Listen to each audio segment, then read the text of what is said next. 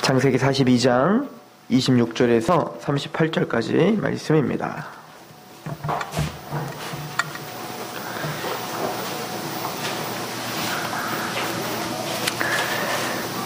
창세기 42장 26절에서 38절까지 말씀. 그들이 곡식을 나귀에 싣고 그곳을 떠났더니 한 사람이 여관에서 나귀에게 먹이를 주려고 자루를 풀고 본즉 그 돈이 자루 아귀에 있는지라. 그가 그 형제에게 말하되 내 돈을 도로 넣었도다. 보라, 자루 속에 있도다. 이에 그들이 혼이 나서 떨며 서로 돌아보며 말하되 하나님이 어찌하여 이런 일을 우리에게 행하셨는가 하고 그들이 가나안 땅에 돌아와 그들의 아버지 야곱에게 이르러 그들이 당한 일을 자세히 알리어 아뢰되 그 땅의 주인인 그 사람이 엄하게 우리에게 말씀하고 우리를 그 땅에 대한 정탐꾼으로 여기기로 우리가 그에게 이르되 우리는 확실한 자들이요 정탐꾼이 아니니이다. 우리는 한 아버지의 아들 12 형제로서 하나는 없어지고 막내는 오늘 우리 아버지와 함께 가나안 땅에 있나이다 하였더니 그 땅의 주인인 그 사람이 우리에게 이르되 내가 이같이 하여 너희가 확실한 자들임을 알리니 너희 형제 중에 하나를 내게 두고 양식을 가지고 가서 너희 집안에 굶주림을 구하고 너희 막내 아우를 내게로 데려오라. 그리하면 너희가 정탐꾼이 아니요 확실한 자들임을 내가 알고 너희 형제들을 너희에게 돌리리니 너희가 이 나라에서 무역하리라 하더이다 하고 각기 자루를 쏟고 본즉 각 사람의 돈뭉치가 그 자루 속에 있는지라. 그들과 그들의 아버지가 돈뭉치를 보고 다 두려워하더니 그들의 아버지 야곱이 그들에게 이르되 너희가 나에게 내 자식을 잃게 하도다. 요셉도 없어졌고 시므온도 없어졌거늘 베냐민을 또 빼앗아 가고자 하나니 이는 다 나를 해롭게 함이로다. 르우벤이 그의 아버지에게 말하여 이르되 내가 그를 아버지께로 데리고 오지 아니하거든 내 두 아들을 죽이소서. 그를 내 손에 맡기소서. 내가 그를 아버지께로 데리고 돌아오리이다. 야곱이 이르되 내 아들은 너희와 함께 내려가지 못하리니 그의 형은 죽고 그만 남았음이니라. 만일 너희가 가는 길에 재난이 그에게 미치면 너희가 내 흰머리를 슬퍼하며 스올로 내려가게 함이 되리라. 아멘. 제가 조선시대의 편지 하나를 읽어드리도록 하겠습니다. 요즘에 팟캐스트를 통해서 역사 방송을 계속 듣고 있는데 거기서 이제 옛날 편지들을 하나씩 이렇게 읽어주더라고요. 근데 그 편지를 들으면서 저는 여러 가지 생각이 들어서 한번 같이 오늘 말씀과 함께 나누고자 하는 생각이 들었습니다. 조선시대 실학자 이덕무라고 하는 사람이 그의 막역한 친구였던 이서구라고 하는 실학자에게 편지를 보내는 겁니다. 편지를 제가 잠깐 읽어드릴게요. 집안에서 가장 값나가는 물건은 오직 맹자 7책뿐인데 오랜 굶주림에 견디지 못하여 돈 200냥에 팔았소. 그걸로 밥을 배불리 먹고 희희낙낙 기뻐하며 영제 유독공에게 달려가 크게 자랑하였다오. 영제도 또한 굶주린 터라 내 말을 듣고 즉시 좌시전을 가져다가 팔았소. 그리고 남은 돈으로 술을 사서 나를 먹였으니 이는 맹자가 친히 밥을 지어 밥을 먹이고 좌구명이 손수 술을 따라 나에게 권한 것과 같지 않겠소? 그리하여 맹씨와 좌씨를 1000만번 칭송하였으니 우리가 1년 내내 이 두 책을 읽기만 하였다라면 굶주림을 조금이나마 면할 수 있었을 일이요. 이제야 비로소 책을 읽어 부귀를 바라는 것은 요행을 바라는 술책이요. 당장 팔아 배불리 먹고 거나하게 취하는 것이 훨씬 소박하고 가식이 없다는 것을 깨달았소. 서글프오. 조카는 어떻게 생각하시오? 실학자 이덕무는 서자 집안 출신입니다.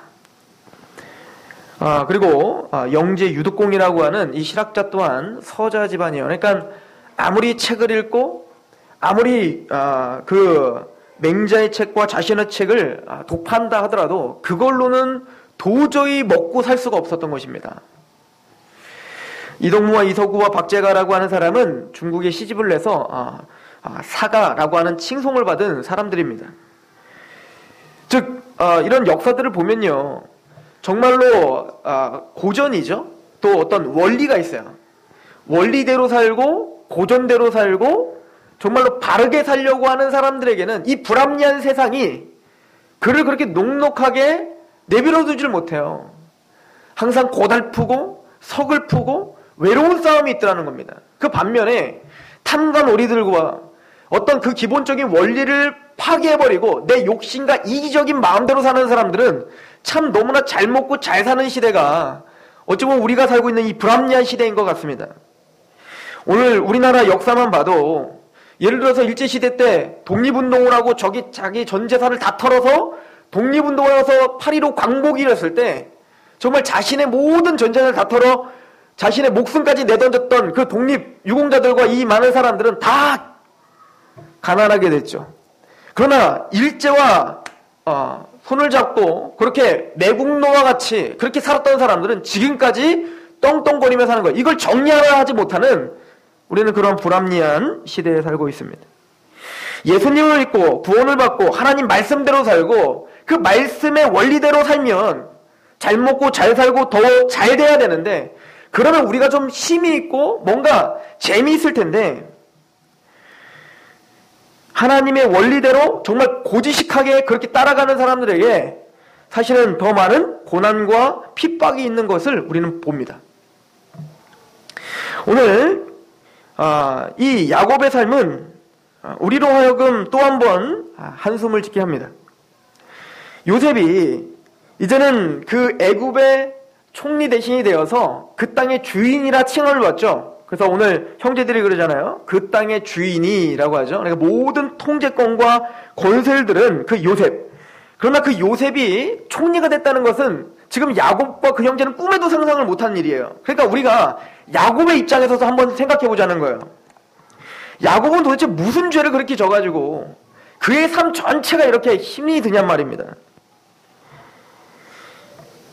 야곱은 나중에 바로를 만났을 때 그 바로에게 자신의 인생을 회고하면서 한마디로 정리하죠. 내가 참으로 험악한 세월을 보냈습니다 라고 표현을 합니다. 그도 그런 것이 야곱의 어떤 그 젊었을 때부터 형에 의해서 도망다니죠. 그죠? 형에 의해서 도망다니고 라반네 가서 맨날 사기당하고 힘들고 그래도 좀 괜찮아졌다 싶었는데 야복강가에서 하나님 만나고 그리고 뭡니까 세감 땅에서 딸은 강간당하죠. 또 그 자식들은 또 피비린내 나는 그 살인을 저지르죠. 그래서 그 주위의 모든 나라들에 의하여 너무너무 두려워서 겁낼 수밖에 없어서 또 도망을 가죠. 이제는 됐나 싶다 했더니 가장 사랑했던 요셉이 자기의 아들들에 의하여 죽임을 당한 거나 마찬가지예요. 가장 사랑하는 아들이 죽임을 당했다고 생각할 수밖에 없는 그런 애타는 심정으로 살 수밖에 없죠. 그래서 이제는 또 가뭄까지 왔죠. 또 기근이 와서 너무너무 힘들어서 그래 좀 먹을 것 좀 갖고 와라 그런 심정으로 지금 그 아들들이 지금 먹을 걸 가지러 애굽에 갔는데 갔더니만 정탐꾼으로 몰리고 그리고는 어떻게 하는 거예요? 시므온을 또 볼모로 잡고 베냐민을 또 데려오라고 한 거예요. 야곱은 너무너무 기가 찼을 겁니다. 지금까지도 너무너무 힘들었는데 또 다른 고난이 자기 앞에 닥친 겁니다.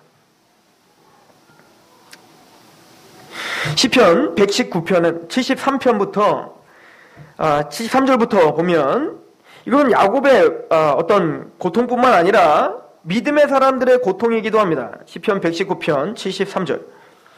주의 손이 나를 만들고 세우셨사오니 내가 깨달아 주의 계명을 배우게 하소서. 주를 경외하는 자들이 나를 보고 기뻐하는 것은 내가 주의 말씀을 바라는 까닭입니다. 여호와여, 내가 알거니와 주의 심판은 의로우시고 주께서 나를 괴롭게 하심은 성실하심 때문입니다. 자, 이게 멋있는 시편인 것 같은데 가만히 읽어보면 괴롭다는 거예요. 하나님이 내 인생을 괴롭게 하셨다는 겁니다.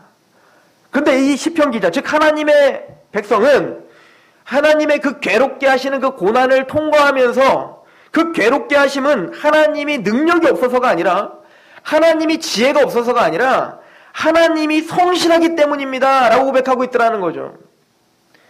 근데 야곱이 이런 고백이 나왔을까요?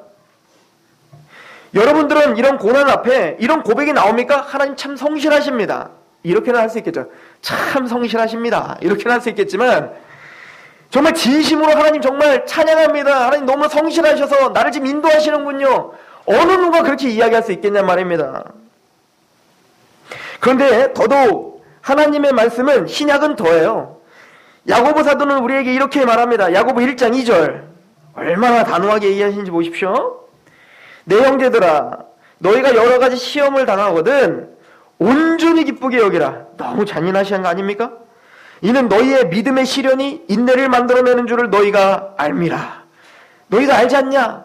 내가 주는 그 믿음의 시련은 너를 인내를 만들어내는 거 너희 알잖아. 인내를 온전히 이루라. 이는 너희로 온전하고 구비하여 조금도 부족함이 없게 하려 함이라. 너희 중에 누구든지 지혜가 부족하거든 모든 사람에게 후히 주시고 꾸짖지 아니하시는 하나님께 구하라. 그리하면 주시리라. 하나님께 기도하라는 겁니다. 이 상황을 벗어나게 해달라고 기도하지 말고 하나님 나에게 지혜를 주셔서 이 믿음의 시련이 나에게 주신 의미가 무엇인지 깨닫게 해주십시오. 이거를 구하라는 거예요. 말은 쉽죠. 근데 그게 쉽냔 말입니다. 근데 재밌는 건 지금 이 고난을 누가 몰아가고 있죠? 요셉이에요. 요셉. 꼭 요셉이 니들 잘 걸렸다. 너희들도 한번 골탕 먹어봐라. 이런 식으로 지금 그 형제들을 또 그 아버지를 굉장히 코너에 몰고 있는 거예요. 요셉은 이들이 자신의 형들이라는 걸 알고 있었죠. 그리고 우리가 지난주에 살펴본 본문을 읽어보시면 형들인 걸 알고 요셉이 어떻게 이야기하냐면 자기의 꿈꾼 그 꿈을 생각하고 그들을 바라봅니다. 그리고는 말을 하는 거예요. 그리고는 시므온을 잡아놓고 니들은 정탐꾼이야? 너 베냐민 데려와. 베냐민이 얼마나 중요한지 요셉은 알고 있었어요. 아버지가 자기를 사랑했는데 자기의 어머니를 통해서 난 하나밖에 없는 동생이 베냐민인데 야곱은 그 베냐민이 얼마나 중요한 사람인지를 야곱한테 얼마나 중요한 사람인지 요셉은 너무 잘 알았겠죠. 근데 요셉은 잔인하게 지금 누구를 또 데려오라는 거예요?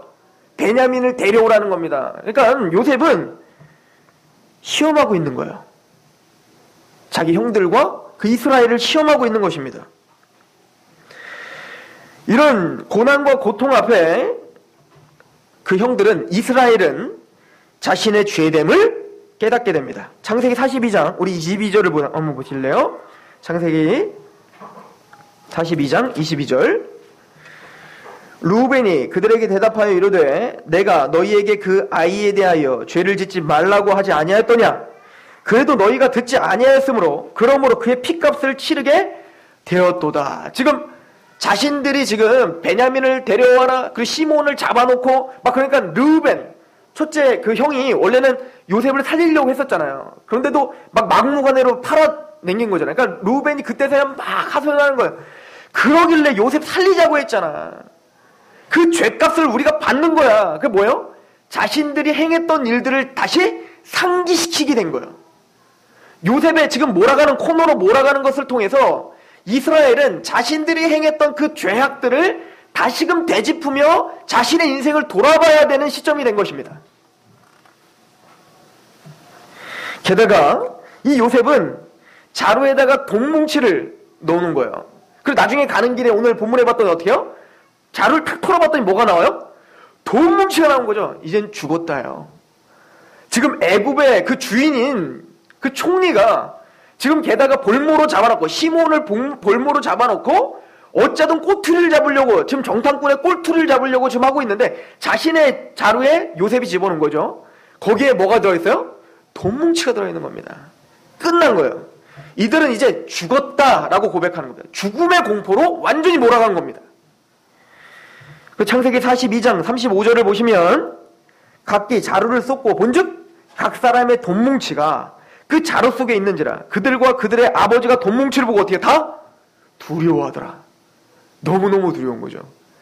이제는 시므온이 죽는 거는 둘째치고 그 애굽이 그 빌미로 해서 자기들을 쳐들어올 수도 있는 일이에요. 그 강력한 군대를 가지고. 즉 죽음 앞에 그 기로에 설 수밖에 없도록 그렇게 지금 몰고 가고 있는 요셉의 이 모습을 보면, 왜 요셉은 도대체 무슨 의도로 이들을 이렇게 시험하는 것일까요?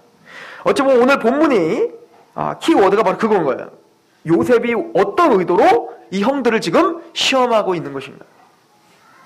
또한 하나님은 우리에게 여러 가지 고난들을 통해서 도대체 무엇을 시험하고자 하는 것인가, 우리가 그것을 상고해 보고자 하는 것입니다. 우선은 거기에 앞서 저는 교회를 상징하는 야곱 12지파의 아버지, 이스라엘이라는 칭함을 받은 그 야곱이 그 두려운 시험 앞에 섰을 때의 태도를 먼저 상고해보자 합니다. 사실은 야곱은 산전수전 다 겪었잖아요, 지금 사실은. 그죠? 뭐 죽음의 공포? 평생 그 죽음의 공포를, 그 형한테 죽음 당할까봐 맨날 피해 다녔고, 그것도 하나님이 어떻게 인도했는지 다 알잖아요. 또 뭐 재산이 뺏기는 거? 사실은 야곱은 그것도 이제 안 두려워요. 그렇지 않습니까? 야곱이 두려울 게 뭐 있겠습니까? 하나님이 그의 삶을 통해서 얼마나 기가 막힌 고난들을 계속 쏟아부어서 그 삶을 단단하게 했단 말이에요. 아까 야고보서에 말한 것처럼 믿음의 시련은 연단을 한다고, 온전한 자로. 야곱은 믿음의 시련도 엄청난 믿음의 시련으로 단단한 믿음을 견고하게 깔았을 거란 말이에요. 그러면 지금 또 다른 시련이 온 거예요. 그죠? 야곱의 입장에서는 이제 좀 끝났겠거니 하면 또 시련이고, 끝났겠거니 하면 또 시련이 오는 겁니다. 그럼 이제 좀 끝났겠거니 했는데 또 온 거죠? 그때 야곱의 그 태도가 무엇입니까?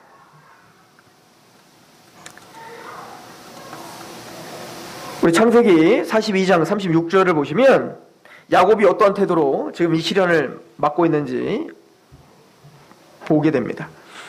창세기 42장 36절, 그들의 아버지 야곱이 그들에게 이르되 너희가 나에게 내 자식을 잃게 하도다. 요셉도 없어졌고 시므온도 없어졌거늘 베냐민을 또 빼앗아가고자 하니 이는 다 나를 해롭게 함이로다. 야곱은 요셉을 빼앗기고 또 시므온이 지금 또 빼앗긴 거와 마찬가지잖아요. 시므온도 거의 죽었다고 생각해야 되잖아요. 돈 문치가 나왔으니까. 그들을 다시 찾을 수 있다라는 생각을 할 수가 없었어요.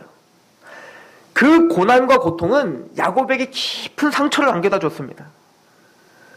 트라우마가 생긴 거예요. 그래서 이 야곱이 이제 그 베냐민도 빼앗길 것 같은, 그래서 또 빼앗아 가려고 하느냐. 여전히 그 고통은 내가 이런 고통을 다 당했으니까 앞으로 당하는 고통은 내가 다 감수할 수 있어가 아니라 그 고통은 또 새로운 아픔으로 여전히 힘든 거예요. 그게 인생입니다. 우리가 아무리 산전수전 다 겪은 사람이라고 하더라도 또 오늘 나에게 닥치는 고난은 힘든 거예요. 어제까지는 그 모든 것이 다 하나님의 은혜였죠. 하나님의 기가 막힌 섭리였습니다. 야곱도 그런 고백 안 했겠습니까? 야복강가에서 하나님을 만나 이스라엘 칭함을 받을 때 그 고백 안 했겠냔 말입니다. 이제 알겠습니다, 하나님. 내가 형에 의해서 그렇게 쫓김을 당한 거, 내가 라반네 집에서 그렇게 사기를 당한 거, 그것을 통해서 마침내는 나의 자아를 부셔버리고 하나님이 나를 이스라엘로 만드시기 위한 하나님의 은혜였군요 라고 람반하고 예수님 하나님 붙잡았을 거 아닙니까? 그러면 이걸 이미 겪었다면 좀 더 멋있고 철학적이고 신앙적으로 그걸 이겨야 되는데 또 다른 아픔이 오니 어때요? 예전에 겪었던 그 경험들은 다 무너져 버리는 겁니다. 또 이게 이상한 게 아니라 그게 우리의 모습인 거예요. 여러분들, 모세는 어땠나요? 하나님은 모세에게 말을 했습니다. 너는 바로에게 가라. 가서 아브라함의 하나님, 이삭의 하나님, 야곱의 하나님이 내 백성들을 제사를 드리게, 예배를 드릴 수 있도록 사흘길 좀 가야 되니까 보내달라고 해라. 그러나 모세야, 너는 잘 들어야 된다. 바로는 절대 보내주지 않을 거란다. 모세요, 지금 이 약속받은 거 한 30살 때 받은 거 아니에요. 80이 되어서 받았습니다. 모세는 40년 동안 자신이 애굽 왕자로서 자기가 할 수 있는 최선과 열심을 다했지만 그것이 하나님의 일을 이루지 못한다는 걸 깨달았어요.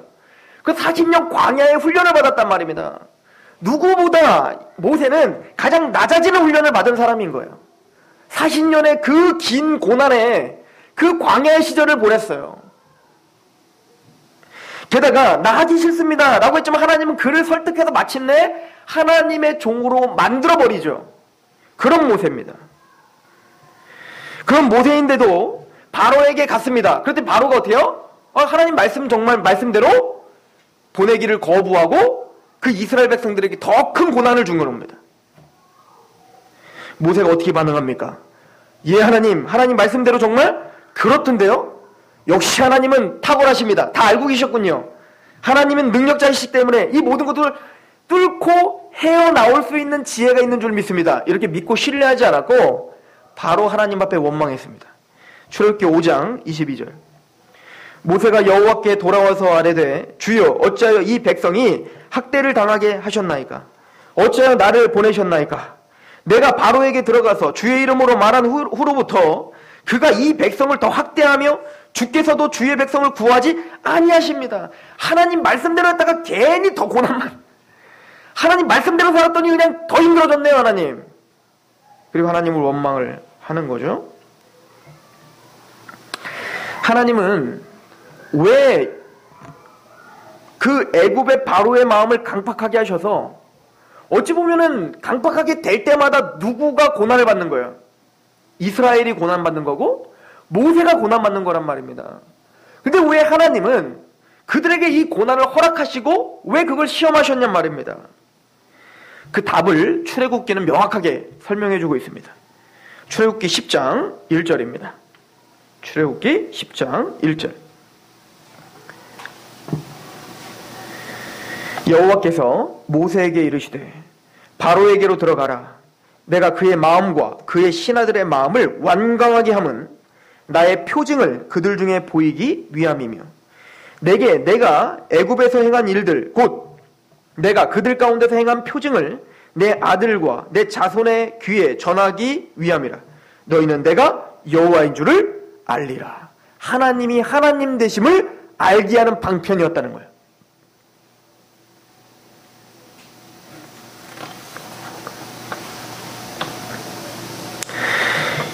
요셉의 시험은 요셉이 야곱과 이스라엘을 시험한 그 시험을 통해서 첫 번째는 이스라엘 자신들의 죄됨과 연약함을 알게 해주기 위함입니다. 아무리 산전수전 겪은 야곱일지라도 고난 앞에서는 또 무너질 수밖에 없는 자신의 그 연약함을 하나님을 의지하지 않으면 안 되는 자신의 그 연약함을 다시 직시하여야 됐습니다. 또한 그 이스라엘, 즉 그 12아들들, 그 요셉을 팔아버린 그 죄를 범한 그 아들들은 이 시험들을 통하여서 자신이 행한 그 죄가 얼마나 무거운 것인지, 자신의 죄가 얼마나 야곱의 마음과 또 그 팔아당긴 요셉의 마음에 상처를 줬던 것인지를 그들은 그 고난을 통하여 깨달았어야 돼요.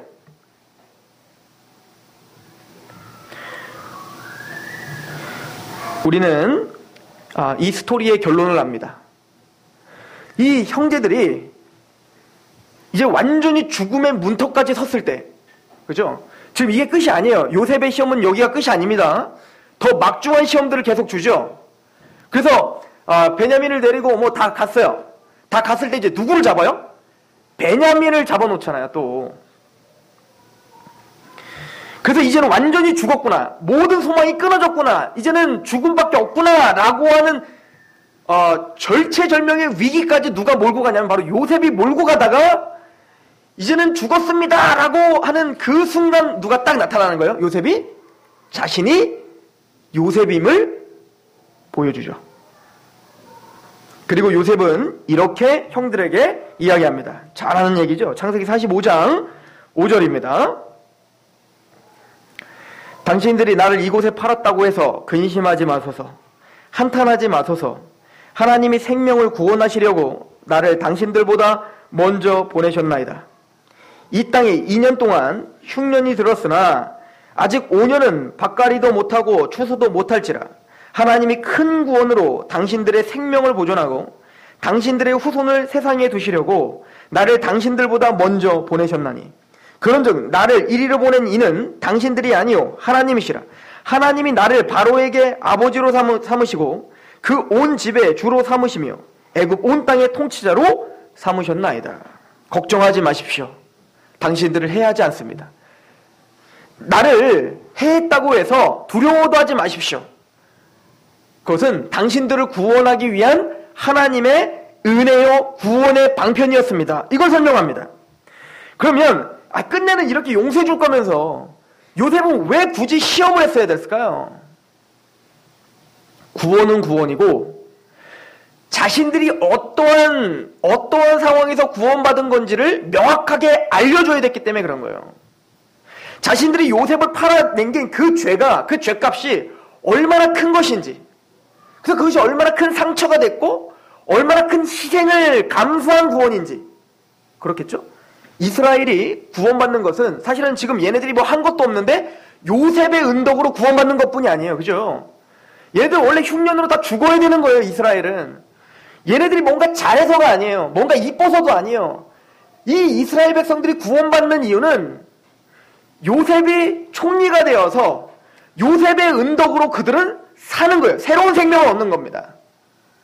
그런데 얘네들한테는, 그 이스라엘 백성들에겐 그건 은혜지만 사실은 요셉의 입장에서 어마어마한 희생과 어마어마한 권리 포기와 어마어마한 고난을 감수한 끝에 얻어진 구원이라는 걸 요셉은 알고 있었어요. 요셉은 그들에게 구원을 주되 너희들이 받는 그 구원이 그 희생과 하나님의 열심과 하나님의 어떤 그 인도하심의 결과라는 것을 그의 삶을 통하여 체득하기를 원했던 겁니다.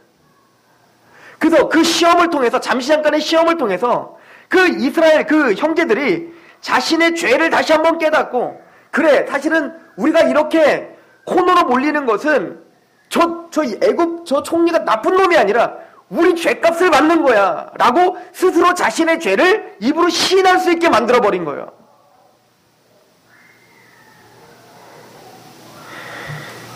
요셉은 정확하게 예수 그리스도를 예표한다면 예수 그리스도의 희생과 예수님의 십자가를 통하여 우리가 구원을 받았죠. 그래서 우리는 하는 것 없이 거저 그 은혜를 받은 사람이 됐습니다. 이미 구원 받았다고요, 우리는. 근데 하나님은 우리의 일생을 통하여서 우리가 영원한 생명을 얻고 구원을 받은 것이 하나님의 은혜인데, 우리가 얼마나 죄인인지, 우리가 어떤 죄인이었는지를 하나님은 알게 하고자 한다는 거예요. 또한 예수님이 우리를 구원하되 우리에게 은혜를 베푸지만, 우리에게 받은 건 거저 받은 것이지만 예수님은 말할 수 없는 헌신을 하셨고 말할 수 없는 희생을 하셨으며, 하나님은 그 아들을 내어 던지는 찢어지는 가슴으로 우리를 구원하신 그 은덕과 공로가 있단 말입니다. 우리는 평생 그거 몰라요. 우리는 알 수가 없습니다. 왜냐하면 우리는 내 자식을 누굴 위해서 죽여본 경험이 없기 때문에 우리는 평생 그럴 수 있는 사람들이 아니에요. 우리의 구원은 변함이 없습니다. 그러나 하나님은 우리의 인생 속에서 여러 가지 고난들을 통하여 그 고난에 대처하는 내가 여전히 하나님을 원망할 수밖에 없고, 하나님의 선한 섭리를 우리는 이해한다고 하지만 또 다른 고난 앞에 또다시 원망할 수밖에 없는 그런 무지한 우리를 발견하게 하시려고 하는 거예요. 그리고는 그 자신의 어떤 그 치부가 드러난 상태에서 뒤를 돌아보고 예수님이 나를 구원해 주셨지 라고 하는 그 구원의 그 감격이 얼마나 더 큰 것인지 고난을 겪어본 사람은 알게 돼요. 복음의 그 위대함이 무엇이며 예수님의 십자가로 내가 나를 구원시켰다는 것이, 또 고난을 겪어본 사람이 내가 그렇게 그럴듯한 사람이 아니구나라는 걸 또 고백하게 돼요. 평범할 땐 모르는 거거든요. 그냥 안정적일 때는 다 괜찮은 집사님이고 괜찮은 목사고 괜찮은 성도처럼 보이지만, 정말 그 고난과 그 앞에 섰을 때 내 신앙이 그대로 드러나는 거예요. 하나님을 향한 그 신뢰가 내가 얼마나 약했는지, 내가 얼마나 그 하나님의 영적인 것보다는 이 땅의 것을 의지하며 살았는지 그대로 드러나게 돼 있단 말입니다. 하나님은 우리를 버리려시는 게 아니에요.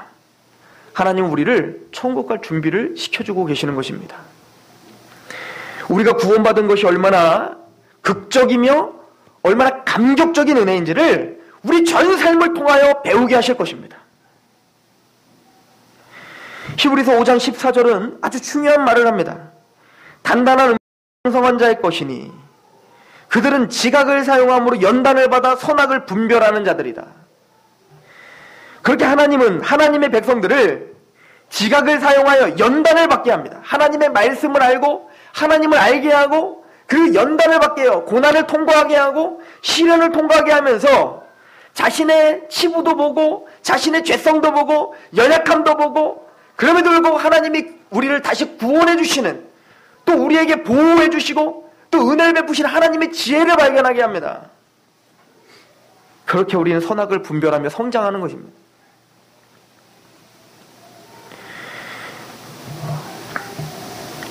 우리는 잘 알지 않습니까? 지금 당장 보이는 상황이 암담해요. 내가 뭔가 계획을 했는데 그 계획을 부셔뜨리는 그 하나님 때문에 너무너무 화가 날 때가 많았던 우리예요. 나는 이거 하고 싶은데 그걸 부셔버리는 그 순간 우리는 고난이라고 말하고 있어요. 그런데 그걸 부셔서 하나님 그 뒤에 더 좋은 것을 마련해 놨는데 우리는 그거를 미처 보지 못해요. 그리고 더 좋은 것이 우리에게 왔을 때 하나님께 죄송하죠. 죄송합니다 하나님. 좀 참고 기다릴 걸. 예, 그렇게 연단을 받으면 크시는 겁니다. 그럼 다음 단계에 왔을 땐 좀 더 지혜롭게 생각할 수 있겠죠.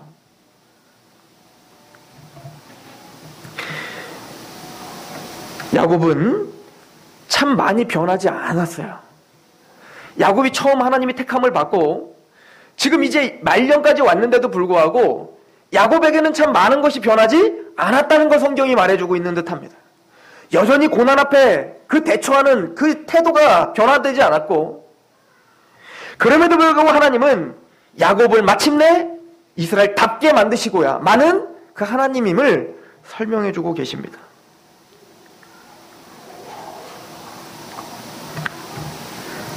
하나님은 우리의 인생을 하나님의 주권 속에 지금 강하게 이끌고 계십니다. 하나님의 목적은 하나입니다.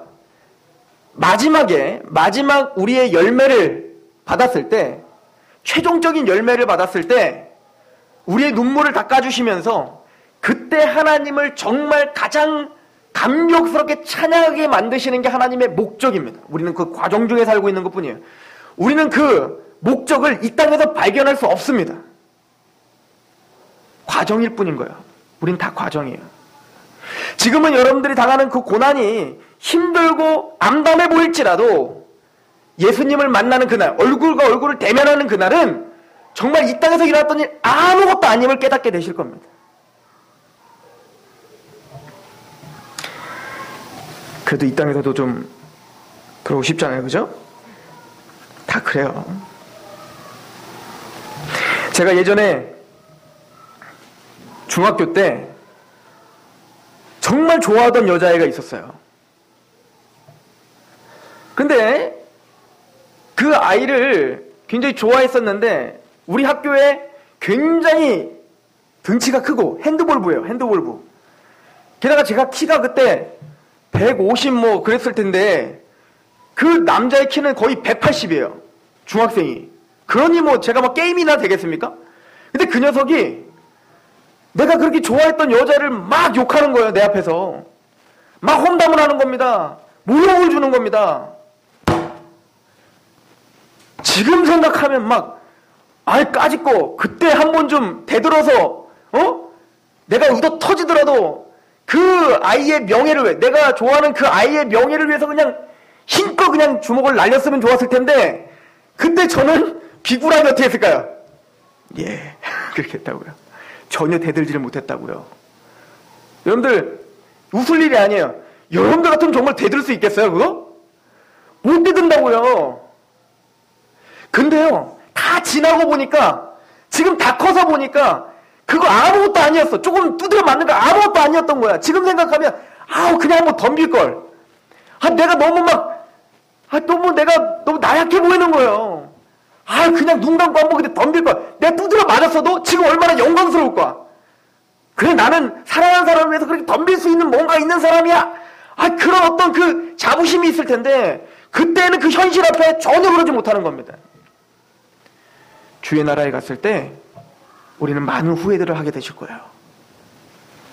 주 하나님의 영광을 훼손하는 그 일들에 대하여 또 우리가 쉽게 포기해버리고 그 하나님의 거룩한 이름을 등한시했던 우리의 모습이 너무너무 후회스러울 것입니다. 쉽지 않겠죠. 하나님을 신뢰하시며 그 하나님의 영원한 나라를 바라보시며 우리를 만들어 가시는 그 과정 중에 있음을 믿으시길 소망합니다. 기도하세요. 하나님, 우리를 지혜롭게 해주십시오. 이게 끝이 아니라 과정이며 우리를 만들어 가시는 중임을 우리는 확신합니다. 그렇게 승리하시는 교회와 우리 성도들과 가정이 되길 축원합니다. 기도하겠습니다.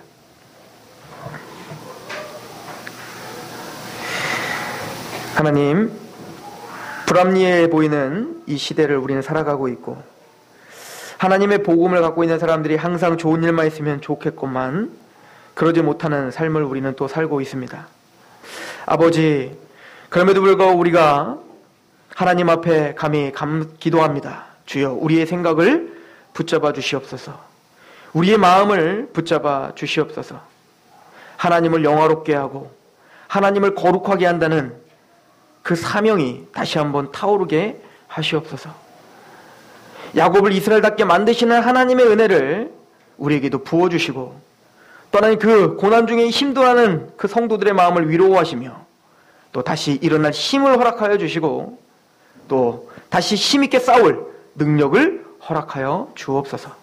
우리의 힘으로 할 수 없습니다.